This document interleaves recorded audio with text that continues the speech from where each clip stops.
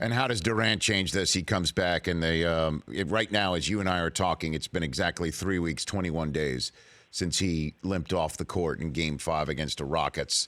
And as we all know, the Warriors haven't lost since that night. So how does he change the equation? He comes back based on everything we've just said over the last couple minutes.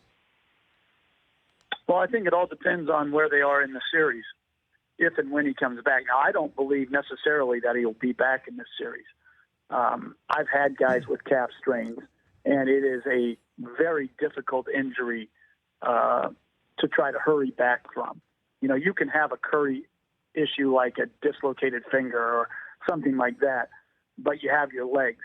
You know, Durant, like this idea that he'll come back 70% or 80% on a calf strain, I'm not sure you can do that. So I think it depends on if he can come back, and if he can come back, where they are in the series when he does come back.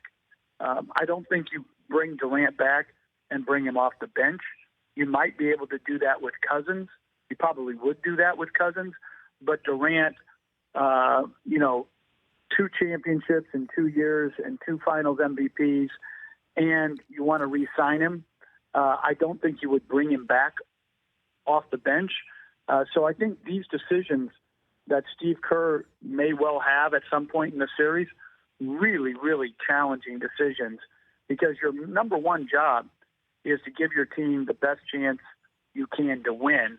But there are other ramifications that go into those decisions. Jeff Van Gundy here on the Rich Eisen Show. And let's talk about the coaching aspect of this here, Jeff. It seems that Steve Kerr has reached a certain status that many coaches reach in the NBA, that we just think he just rolls the basketballs out and his team wins championships. I guess that's some rarefied air sometimes that you're able to achieve. What does Kerr do that keeps this engine going as well as it has now, 4 wins away from a 3rd straight championship? Well, listen, any great coach in the NBA that wins championships, their names are going to be attached to Hall of Fame players. You know, Phil Jackson and Michael Jordan, Pat Riley and Magic Johnson, Greg Popovich and Tim Duncan, and over it's going to happen. So that he has great talent at his disposal doesn't take away from what a great coach he is. And I think what he does exceptionally well is he allows them to play with great offensive freedom and confidence. And at the moment of truth, he makes sure defensively that they are absolutely locked in. And I think in the Houston series, you saw him play and ride his starters and his top bench guys and play everybody huge minutes, because he knew there was no margin of error in that series. And then he goes to Portland series and he plays more people